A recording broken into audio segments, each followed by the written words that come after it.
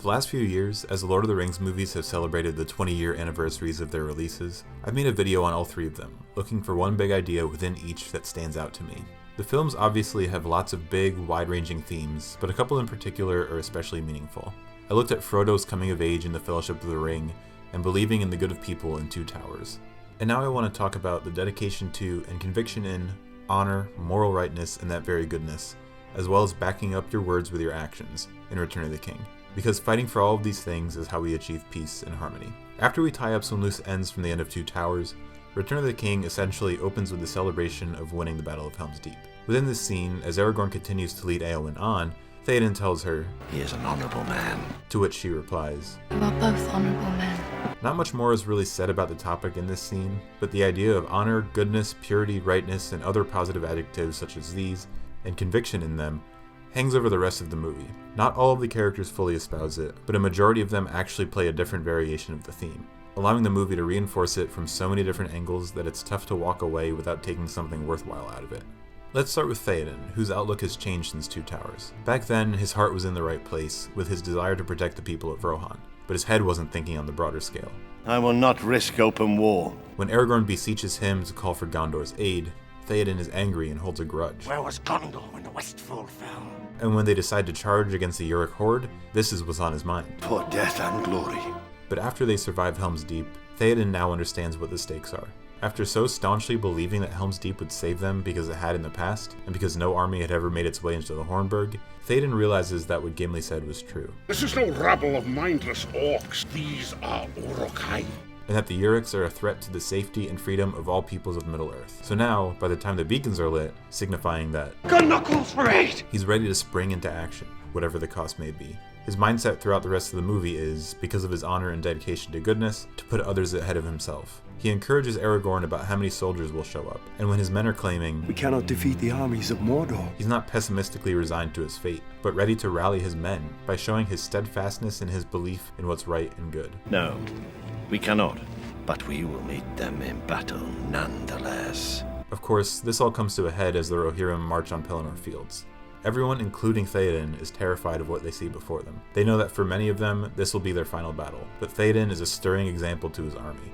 He gives a rousing speech and leads the charge, because one final stand against the enemy needs to happen, no matter how small the odds. Theoden does end up dying, but he knows that because of his motivation for charging into battle, he has no reason to fear his dying breaths, which he makes clear in one of my favorite lines of the whole movie.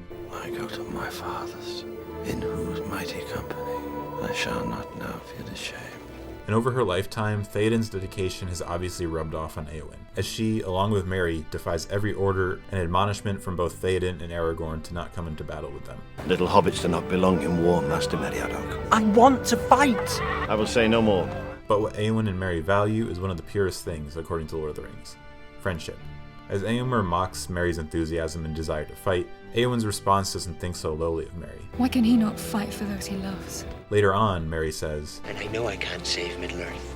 I just want to help my friends. More than anything, I wish I could see them again." That's true dedication to doing the smallest amount that you can for survival of goodness. Merry knows what real tranquility and lack of strife can be like, having come from the Shire where the biggest perpetrator of conflict is the pesky yet existentially harmless Sackville Baggins is. So with his life turned upside down by the arrival of the Ringwraiths and his exposure to the cruelties of the wider world, he values a simple life of friendship and harmony, where everyone works together to achieve a better world, not only for themselves, but for those they love. And that's why he so badly wants to fight. Éowyn, meanwhile, is overlooked because she's a woman, even though she has the ability, and especially the desire, to fight for those that she loves. Not to diminish Merry's dedication, but Éowyn's is largely the reason that Merry is able to follow through. She encourages him, stands up for him, and literally brings him into the battlefield with her. And most impressively of all, in the face of those overwhelming odds, they still have Courage, Merry. Courage for our friends. courage to not only ride into battle like this, but to do so enthusiastically against all odds is remarkable. And ultimately, Éowyn and Merry come together to defeat the Witch King, emphasizing one of the biggest Tolkienian themes, of the ability of those who are thought the least of. While Éomer warns Éowyn that once Merry appears in battle, he would flee, and he would be right to do so. Merry does the exact opposite. And at the Black Gate, he and Pippin are the first to charge into another unwinnable battle. The smallest characters in stature are among the largest in character, honor, and belief, as they're ready to fight for goodness. And while Pippin doesn't defeat the Witch King, he still plays his own significant part in the fight for goodness. Even amidst Gandalf's continued insults, after Pippin was strong enough to not give up information about Frodo and Sam to Sauron through the Palantir, A fool, but an honest fool, he remains. that honesty is valuable, and on first look, you could even say that Pippin is honest and honorable to a fault, for committing himself to the service of the obviously wildly unstable Denethor. But what ultimately comes of it is Gandalf and Pippin working together to light the beacons, Pippin being in a position to save Faramir, and Pippin even saving Gandalf in another example of the courage of hobbits. And while Gandalf and Pippin take an odd little break from fighting the battle, we get another one of my favorite exchanges. No, the journey doesn't end here. Grey rain curtain of this world rolls back, and all turns to silver glass, white shores, and beyond, far green country, and to a swift sunrise. I love this line, because like the Shire that Merry fights for, this also demonstrates goodness, purity, and hope, which are worth fighting for. It's an extra motivation for Pippin, along with the idyllic Shire and his friends, old and new. One of those new friends is the aforementioned Faramir, who lets his morals guide him after his arc in Two Towers. His character is somewhat a departure from the book, but I appreciate that we get to see him take the path to who we will eventually know him as. In Two Towers, we watch as Faramir comes to understand why you need to believe in what you're doing. He initially captures Frodo and Sam because he sees it as his duty, but that's an uncritical view of his duty. Upon understanding Frodo's mission more fully, Faramir comes to see that his duty isn't simply bringing an unknown power into Gondor, but to the furthering of goodness and safety for all. And that's what the destruction of the ring would accomplish. So when he's facing his father, answering for letting Frodo and Sam go, he says, I did what I judged to be right. and I appreciate that, because in his ultimate evolution to what his character is like in the books, he tells Denethor, I would not use the ring. Not if Minas Tirith were falling in ruin and I alone could save her. unlike his brother and father, Faramir becomes all but immune to the draw of power, and is guided by an altruistic rightness. And like Pippin, it's almost to a fault. Because of his dedication to his father, and despite all the chastisement and belittling, Faramir still believes in Denethor's goodness, and even more so in the people of Gondor and Middle-earth. Where does my allegiance lie if not here? This is the city of the men of Númenor. Will gladly give my life to defend her beauty, a memory, a wisdom. On top of the people within it, beauty and wisdom are at the forefront of Faramir's mind, as he puts his life on the line. Just another example of a character's dedication to something good. And on the topic of Númenor, Aragorn finally comes into his own as an honorable king, who, like Theoden, leads an army into battle. Thanks to the dedication and hope of Arwen and her belief in Aragorn, Elrond has the shards of Narsil reforged into Andúril, the flame of the west, so that Aragorn can do what's right. Up to this point, he's been reluctant to be who he is and to fulfill his true abilities. But once he's reassured of how much Arwen believes in him, I come on behalf of one whom I love. Aragorn is able to Put aside the ranger, become who you are born to be.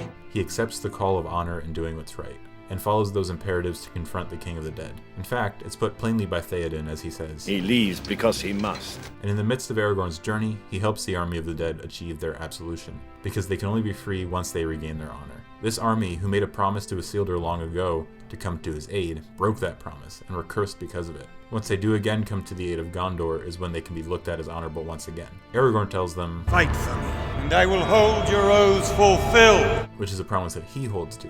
The army of the dead used their words to dedicate themselves to the goodness of Isildur's cause, but their abject moral failing was to not back up those words. But Aragorn backs up his words, showing on both ends that the action which back up your words are what's actually valuable. The same could be said of Éomer rallying his troops and telling them to stand by their words in honor when he says, Riders of Rohan, oaths you have taken, fulfill them all, to Lord and land! backing up your words with your actions is emphasized in moments like these throughout the movie. Aragorn's story, though, comes to a head at the Black Gate. The plan to meet Sauron's forces has, like many of the battles in this movie, Certainty of death, small chance of success.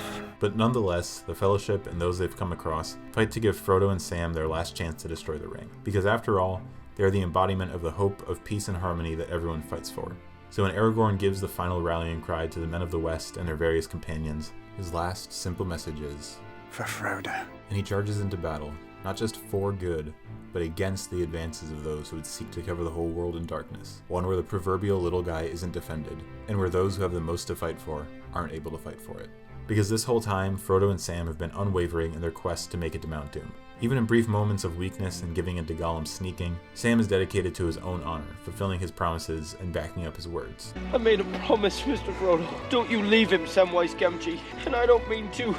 Which means returning to Frodo to save him from the clutches of Shelob. And though at times both of our brave hobbits wonder and doubt whether there will be a return journey, There should be enough.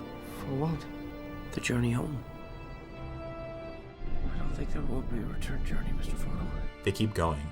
Frodo ultimately fails at his task, and that's a whole other theme of the movie. But the fact that he and Sam made it that far to begin with is a feat that displays the importance of such an act. Sam is always there for Frodo, and despite Frodo's inability to let the ring go, he recognizes that it is his burden. The ring is my burden. He stands by his words and his commitment, and he puts himself through everything to carry the ring. Like Merry and Pippin, they know what this is all for, and they understand its value, so they put everything they have and more into saving it for themselves and for Middle-earth. So after the ring is finally destroyed and the Fellowship's task is accomplished, Aragorn is crowned king, and his speech is short and simple, yet direct and effective. This day does not belong to one man, but to all. Let us together rebuild this world, that we may share in the days of peace. At the end of the day, that's what the War of the Ring was about.